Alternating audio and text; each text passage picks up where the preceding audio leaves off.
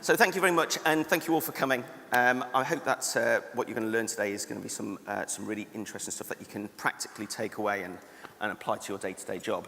And that's really why I wanted to focus on something that's quite tactical. The careers website is something that's been evolving over the last sort of 10 years, and it really is something that is probably, when done correctly, your strongest tool in your direct recruitment toolbox. So I wanted to initially just talk about the changing face of careers websites. Now, when I first started in recruitment marketing, really it was quite simple. It was a really candidate-rich market, and you literally just had to say, we are X company, we've got some jobs. So really all you had to have in place was a great process, your ATS system, basically. And I think that worked really, really well for quite a lot, until competition for talent started to rise. And then actually it wasn't good enough just to say we've got jobs. It was more about, we've got jobs, and this is what you're going to get as a result of working here. The rewards, the benefits, the learning, the development, the training aspects that you're going to get. And so it became really important to make sure that you had compelling content on there, that really what you were going to do is not just tell people what it is that you can offer, but also show people. And again, that seemed to be enough until we got into an even more challenging recruitment environment, where actually we didn't just want people to come in and do jobs. We wanted people to come in and build careers with us. We wanted people to really engage with us or be cultural fits for our business. And that's where really the rise of employer branding has come in the last few years. And so it's not enough just to say, we've got jobs and here's how we're going to reward you for it. We want people to actually have an emotional connection with the business. We want them to be able to see themselves working for our firm. And because that's the best way of engaging with people. Because the reality is, if you've got a good emotional connection and great process, but the content that's on your website isn't good enough, then you're probably just going to end up with poorly informed applicants. So they're the people you're going to put in front of your line managers, and they're going to say, they just didn't know what it is that we do, or how they could really make a difference here. If you've got good emotional connection and compelling content, but your process is bad, like down at Triodos, with no ATS, surely you're just going to spend loads of time just managing huge amounts of administration. But even more so, if you've got compelling content and great process, but no emotional connection, well, that's when I think you're really going to struggle for cultural fit. These are the people who are going to come into your business and actually aren't going to be that engaged in it, and are probably the people that you're going to be losing in the first 6, 12 months. So a great careers website needs to have all three of these things. So hands up in the room who thinks that their careers website has all three of these things. One. But the reality is there's always areas for development. So what we're going to talk through at the moment is, how do we get this little section right in the middle? How do we give the modern job seeker exactly what it is that they need? And the reality was, we don't know. Because for such a long time, there was absolutely no insight or research into what a job seeker was expecting. So with that lack of research, we thought to ourselves, well, what are we going to do about this? And the answer was, well, we'll go out and find it ourselves. So 18 months ago, we embarked on an exercise, partnering with some of the job boards, partnering with some learning and development companies, to start asking job seekers what it was that they were expecting from a careers website. And what we came back with was 85 different things that they were looking for. Now, granted, some of those were just one person asking for one thing, and some of them were also quite niche in a particular industry or particular area. But what it did allow us to do is, I suppose, bring together 5 different key themes that they were looking for. And that's what I'm going to run through in sort of the next 15 minutes, and hopefully give you some examples of where we've done that. I'm going to use one example, which is a client that we work with at the moment called Hastings Direct. They are an insurance company. They're based on the South Coast and in Leicester.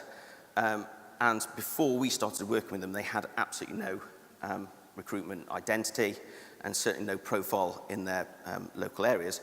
And so we thought, well, let's take the research that we've got what candidates are looking for, or job seekers are looking for, and then apply it to this one particular project. And then we'll talk about the impact of that at the end. They want to be able to see themselves at your business. They want to know that you're a business that can support them. So whether that's in their career aspirations, whether that's in the rewards or benefits that they're looking for, it might be as simple as, well, one of their offices is based in Leicester. They've got a very large Asian community there. They want to make sure that if an Asian person comes onto the site, that they're going to see people that they recognize, or the types of people that they recognize working that business. So you have to make sure that you can give them all that. And one of the best ways to do that, certainly when they first land on the site, is through imagery.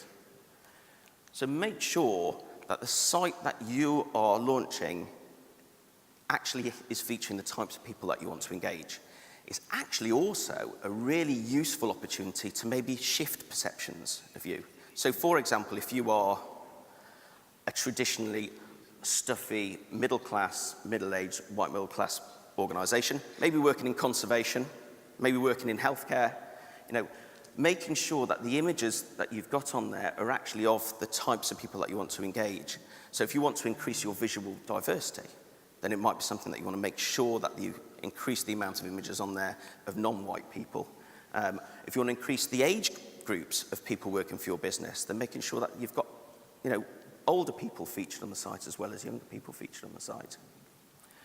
And so we worked with them to try and give them a big opportunity of showcasing the different types of work there, of people who've worked there.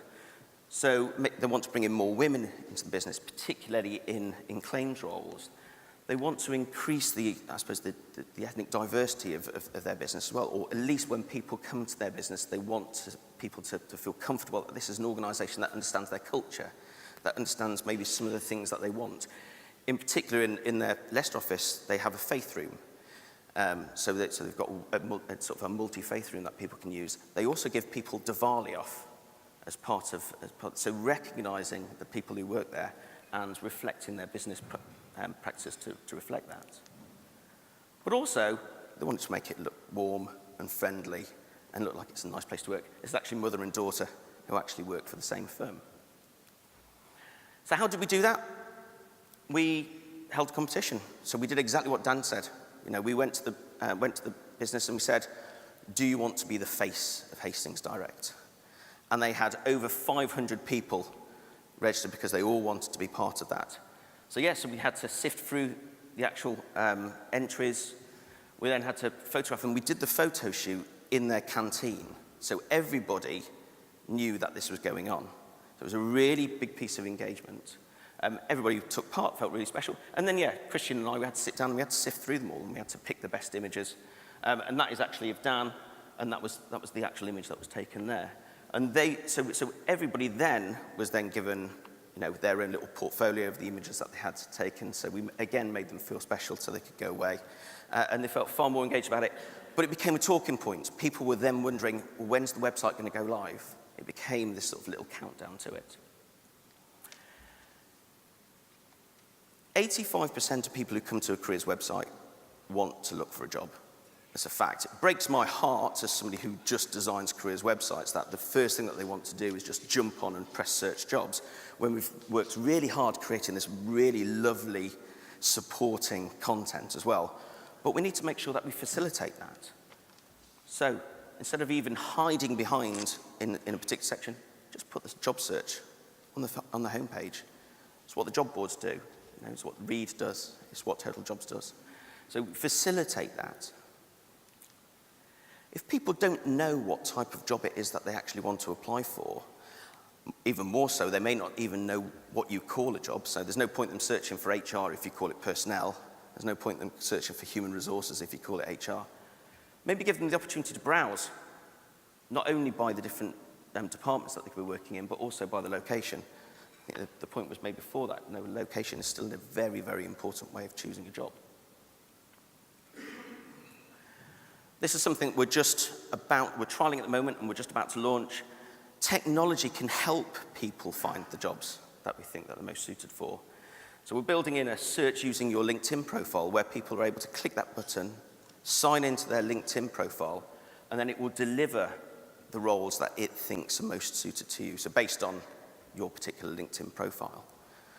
So that will, obviously I'm not particularly well suited to being a team leader part-time in Bexhill, but what it does give the opportunity is, particularly in those more professional or more technical roles, for people to be able to quickly find the types of roles that they might be best suited for, especially if you're using very strange naming conventions for your job titles, etc. And that's due to go live within the next month or so. But the job search isn't necessarily now limited to your own careers website. This is Google for Jobs. Hands up who's heard of Google for Jobs. So, it's big news. You know, it's being gently rolled out in the UK. How many people have seen Google for Jobs? Because it's actually now some people's laptops are seeing it, or some people's browsers are seeing it, other people's aren't. So people are saying, well, why am I being left out? We've got a laptop set up actually over on our stand. So if you want to come and have a look at actually what Google for Jobs is, what it really is Google's answer to the question that, or the problem that they set themselves, how can we get more people into more jobs? And the answer was, we'll make searching for jobs easier. We know that 80% of all job searches start with Google. So, what normally happens is you search and you'll be given a list of results, one of which will be Indeed, quite a lot. The others will be the other job boards, and then there'll be further on down, there'll be the direct recruiter ones.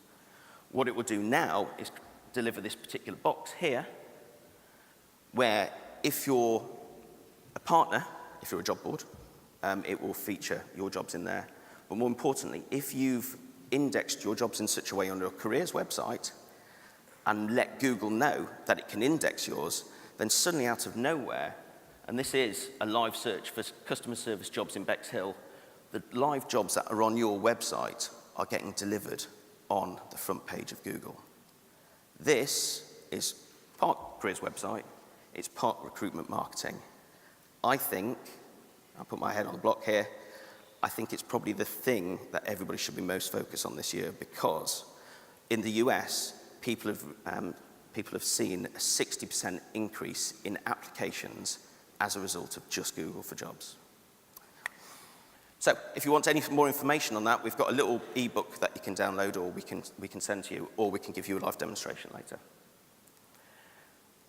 So you search, then you'll get the paid searches or paid results, then you'll get Google for Jobs results, and below here you'll get the organic results. So the higher up you can get, as always, the more important. They want people, or they want the answers to specific questions. Now, I was talking to a representative of Burgess Salmon, just on a little bit higher, right? And she was talking about the challenges of recruiting IT or technology talent. Now, they've already got quite a lot of different audiences to talk to on their recruitment site, you know, whether it's people looking for work experience, people looking for trainees, people looking for partnerships, people looking for senior legal vacancies. This is another audience to talk to. And the reality is that a careers website is unlikely to be all things to all men unless you think about the different target groups that you've got. Now, when we worked with Hastings Direct on this, we identified 15 different target groups that they were looking for, whether that's from customer service through to data scientists, HR, legal. You know, so they identified that there was these little pockets of people that they were looking to, but they all were looking for different information.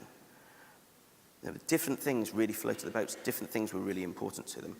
So what we did is we set out and we really built a website which is just effectively 15 landing pages, each one of them aimed at these individual audiences. And then over the top of that, there is, of course, the employer brand, and there is all the information, the rewards and benefits, and about this information that they're looking for. So this is a big area of them, of recruitment for them, data scientists. And so we built a page specifically for it. So talking about why it's great to work in data science, what typical roles they've got available, maybe some testimonials from people who already work there. Of course, where they're based, and they're based in London and Bexhill. But also any blog articles, and they've got a great blog section on their site that relate to it. And then, of course, the vacancies all in one. And then also, as a little sign-off as well, they even pull through their Indeed and Glassdoor scores on there.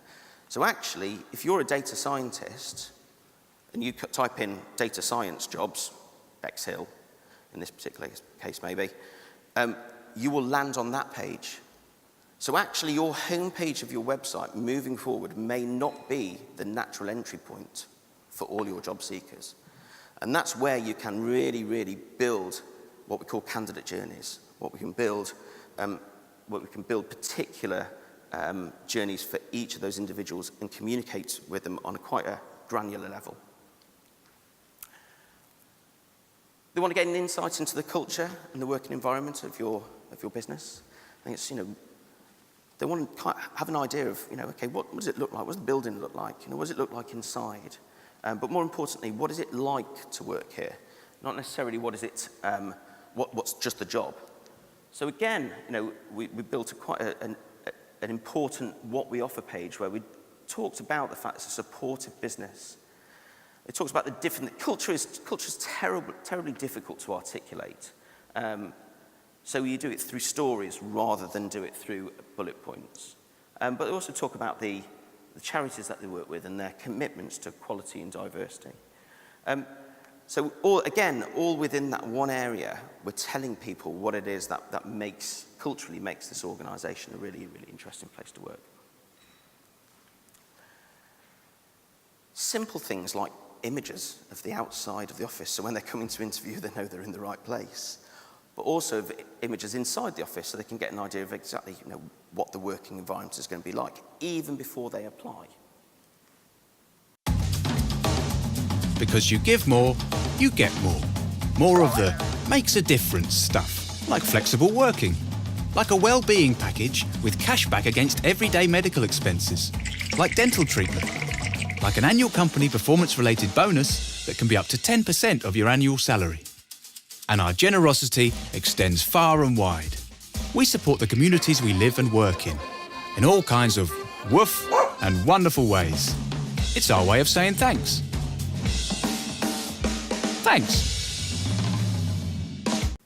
Film is obviously a really, really good way of articulating. Now that's effectively a benefits film. What it's doing is replacing what I suspect on many people's website is a set of bullet points. But actually you probably have far more recognition and recollection, of what those benefits are that particular organisation is offering. And in this particular case, the dog reference is the fact that one of their key charities is actually supporting guide dogs for the blind. So we can start articulating lots and lots of content in a very warm, different and engaging way. Because one of our goals is really to try and increase the amount of time that somebody spends on the website. Because whilst they're on the website, they're not considering anybody else. And whilst on the website, we've got the opportunity to really articulate your employer brand and your employer value proposition. You've probably only got maybe about 3 minutes. If you start looking at your own Google Analytics, that's probably the average time of somebody being on your website. So you've got to articulate quite a lot in that period of time. But really, if you're using emotive imagery, if you're trying to engage with their emotions, and bearing in mind that 80% of the decisions that we make are based on gut feeling rather than logic, then actually you're tapping into something that maybe your competitors for talent aren't.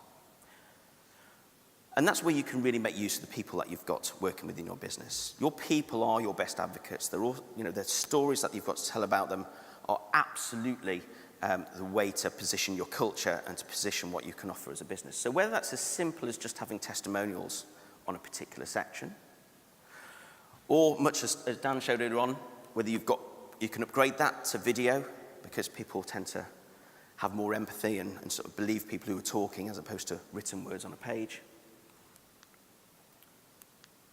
Oh.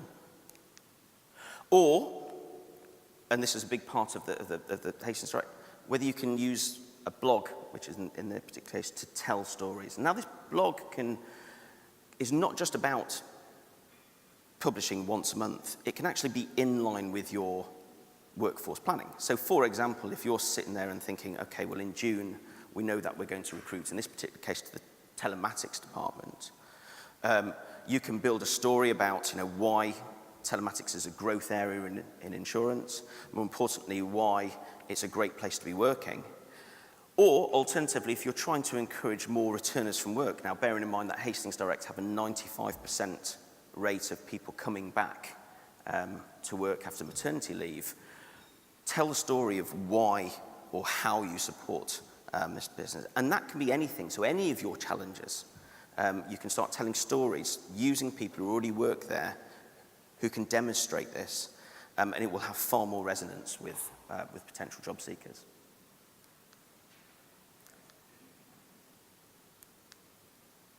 Or if you have the opportunity, this is something we're testing at the moment, which is just about to go live, real-time chat. So people have a question, if they can't find it on the website, they could go and search in the FAQ section.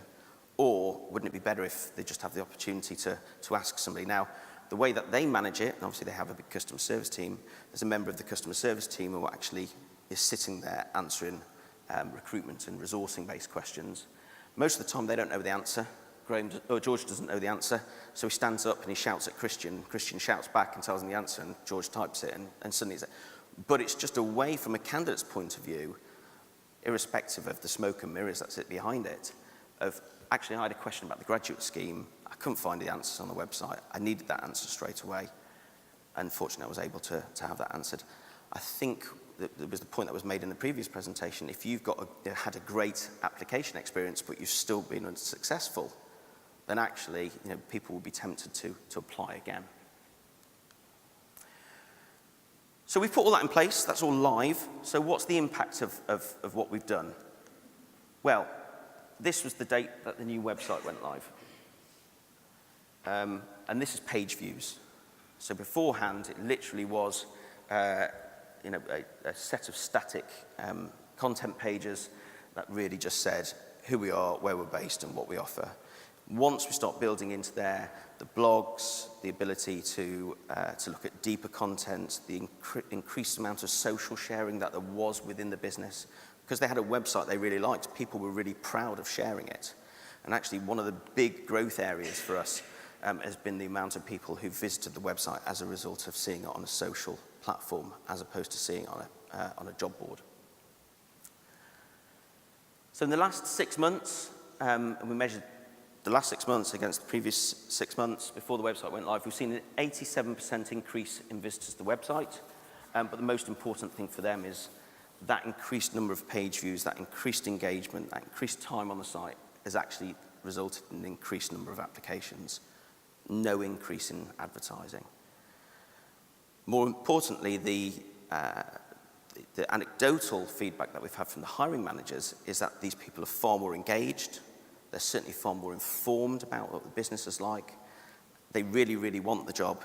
And in many cases, instead of it being just one job that they applied for, amongst the numbers, it was the only job they applied for. And really, from a careers website, that's what our job is. Wanting people to just apply for our one job and not think about anybody else's.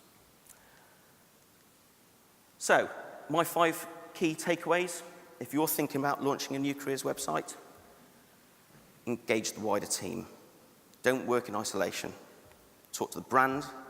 Maybe even get IT involved. You won't need to, but they might appreciate being involved. And the leadership team as well, because they can be a gateway to some really great content and great insight. Make sure you place your people at the heart of your website. They're your greatest asset. They're your greatest advocates. Make sure that you use them. Try to avoid big swathes of copy, bullet points, etc. Try and show people what it is. Now, as I mentioned before, culture is a terribly difficult thing to articulate in words. So if you're able to show how great your people are, then other people will be able to see that and be able to relate to that and be able to draw their own conclusions about what the culture of your business is. Find some great partners. If you don't like your applicant tracking supplier, nobody ever does, by the way, then maybe think about alternatives. Might feel like it's going to be difficult to unpick it from your business, but actually, it probably isn't. And if you need support from a marketing or comms or branding business, then maybe look around, because there's a lot of decent businesses out there. But for me, the most important thing is think like a job seeker. Approach it, by all means, as a resourcing team. Your brand team will help you approach it like marketeers. But actually, put yourself in the position of the job seeker and ask yourself, what is it that they really want to know?